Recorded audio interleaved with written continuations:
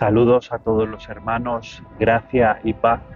Soy el teólogo Enrique de la Rosa y hoy os traigo un nuevo tipo de vídeo que es el videoblog cristiano en la calle y predicando la palabra de Dios. Y quería traeros hoy en el Evangelio de Mateo capítulo 3 unas enseñanzas. He repasado el Evangelio de Mateo versículo a versículo con el griego y quiero traeros esta enseñanza que es tan importante para vuestras vidas. Así que coged vuestras Biblias en Mateo capítulo 3 y vamos a empezar. El versículo 1 dice: Por esos días llegó Juan el Bautista, predicando en el desierto de Judea, diciendo: arrepiéntanse. Es decir, el principal mensaje de la Biblia es el arrepentimiento. No es la aceptación del pecado, no es la aceptación de los pecadores.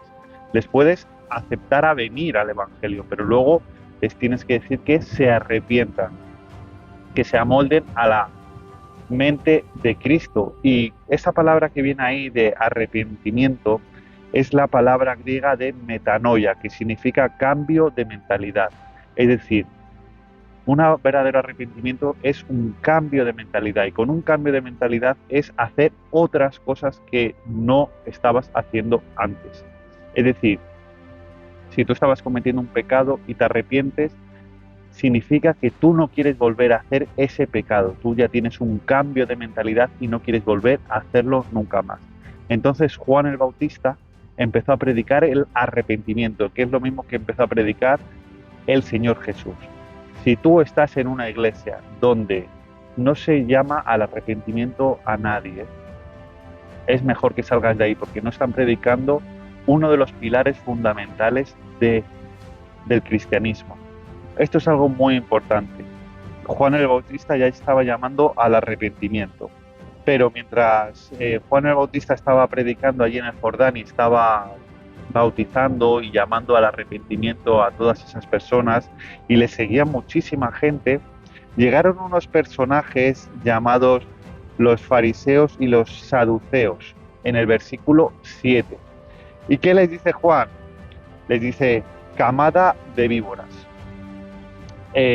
Juan el Bautista no le dice: sí, venid aquí, ¿qué tal estáis? ¿Cómo va el día? Bienvenidos. No, ya les ve de lejos y les grita: camada de víboras, que es un insulto bastante fuerte en aquella época. Camadas en griego significa nacidos de, es decir, le estaba diciendo nacidos de víboras, es decir, un insulto parecido al de hoy en día, el de hijo de, ¿sabes? Era un insulto bastante fuerte. Y ya Juan se lo empezó a gritar a los fariseos y los saduceos. Así que si en tu iglesia te están diciendo que el insulto es malo y también te están diciendo muchas cosas como de ser santurrón, pues que sepas que el Señor Jesús también decía palabrotas.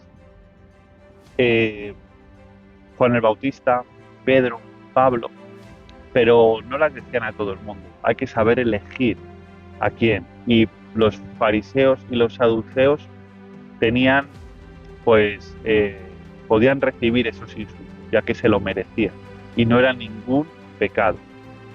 Con el tema de los insultos, pues tendrás que ver qué características tenían los insultados, tanto por el Señor Jesús, como por Juan el Bautista, como por Pedro, como por Pablo, para saber si te encuentras una persona así hoy en día y sepas que a esa persona, por ejemplo, sí se la puede insultar. Se la puede decir camada de víbora, hipócrita, etcétera, etcétera. Insultos que son bíblicos y se usaban y se pueden usar hoy en día. Entonces, vámonos ya al versículo 8, que dice así Juan el Bautista: por tanto, den frutos que sean considerados dignos de arrepentimiento. Este versículo es súper importante, se lo está diciendo a esos fariseos, a esos saduceos que Juan el Bautista les insultó. Y entonces le está diciendo que tienen que dar frutos considerados dignos de arrepentimiento. Ya hemos visto lo que es el arrepentimiento, que es el cambio de mentalidad. Pues Juan el Bautista añade algo más y dice que tienen que ser esos cambios de mentalidad, tienen que dar frutos, es decir, tiene que haber un verdadero arrepentimiento. Porque hay muchas personas hoy en día que son manipuladoras y que piden perdón, pero no están realmente arrepentidas y simplemente piden perdón para poder continuar haciendo aquello malo que les gusta hacer a personas débiles o personas a las que ellos se quieren aprovechar. Entonces, Juan dice que el arrepentimiento verdadero tiene que traer frutos, es decir, acciones que demuestren que se ha arrepentido. De nada me vale que venga una persona, un hermano, un amigo, que diga, lo siento, pero siga haciendo lo mismo que está haciendo, es decir, siga haciendo daño, porque el pecado solo trae dolor, solo trae daño. Entonces, Juan dice que el arrepentimiento tiene que traer acciones que lo demuestren. Así que si una persona te ha pedido perdón, pero no está demostrando, no ha cambiado de mentalidad, no está trayendo frutos de arrepentimiento, mejor que te apartes de esa persona y, por supuesto, le llames al arrepentimiento. Le llames al arrepentimiento como es el pilar fundamental de la palabra de Dios, llamar al arrepentimiento. Entonces le dices, arrepiéntete y te vas. Si realmente se arrepiente y vuelve y da frutos de cambio, ya sí que sí, le aceptas. Y entonces seguimos con el versículo 10. He aquí, el hacha está colocada a la raíz de los árboles. Por tanto, cualquier árbol que no produzca buenos frutos será cortado y arrojado al fuego. ¿Qué nos está queriendo decir aquí Juan el Bautista? Está hablando del juicio final, ¿vale? Aquí ya Juan está profetizando a la iglesia y nos está hablando del juicio final, donde todo árbol que no sea bueno, es decir, todos los que no den buenos frutos, serán arrojados al fuego, es decir, irán a la Gehenna, que es el lago de fuego, ¿vale? A donde van a ir a ser destruidos todos los malvados. Y luego en el versículo 11 dice, yo los bautizo en agua para arrepentimiento, pero el que viene después de mí es más poderoso que yo. Es decir, Juan estaba practicando el bautismo de arrepentimiento, que es el bautismo verdadero, es el bautismo que uno tiene que practicar, el del perdón de los pecados, el arrepentimiento, pero luego vino ya el bautismo del Señor Jesús, que es para el perdón de todos los pecados, en el nombre del Señor Jesús únicamente, como hicieron los apóstoles, ya que los apóstoles no eran desobedientes. Y dice Juan, ya está anunciando al Señor Jesús, que va a venir alguien que es muchísimo más poderoso que Él. Y dice, Él los bautizará en Espíritu Santo y fuego, dando esa importancia del bautismo en el nombre del Señor Jesús, donde ya a través del bautismo del Señor Jesús viene el Espíritu Santo, que es muy diferente ser lleno del Espíritu Santo. En otro vídeo explicaré qué es ser bautizado en el Espíritu Santo y qué es ser lleno del Espíritu Santo, que son dos cosas diferentes. Y el versículo 12 es uno de los más importantes de este capítulo, que dice, Él, es decir, el Señor Jesús, limpiará sus eras y almacenará el trigo en sus graneros, pero quemará la paja en el fuego que nunca se extinguirá. Extinguirá en griego significa perpetuo, fuego eterno. Es decir, está diciendo otra vez el juicio final, diciendo que esa persona es la que ejecutará el juicio final. Y es así como nos lo enseña la Biblia, que es el tribunal de Cristo. Todo el mundo va a pasar por el tribunal de Cristo. Todo el mundo se va a presentar delante de Jesús después de la muerte, cuando ocurran las resurrecciones. Y va a estar delante de ese tribunal donde serán juzgadas las personas. Y dice el Señor Jesús que cogerá el trigo, es decir, a los verdaderos cristianos, y los separará de la paja, tal como el versículo 10, que dice que los árboles que den malos frutos serán arrojados al fuego. La paja será los malvados y serán arrojados al lago de fuego, que es un fuego que nunca se extingue. Es decir, ¿por qué se enseña el arrepentimiento? Pues porque luego viene el juicio. Si tú no te arrepientes de ser malvado, pecador, de cometer malos actos que hacen daño a ti mismo y a otras personas, eso algún día lo vas a pagar, quizás no en la tierra, pero sí cuando mueras y seas resucitado, eso lo vas a pagar. Y el destino es el lago de fuego que nunca se apaga, donde van a ser destruidos la maldad y todos los malvados.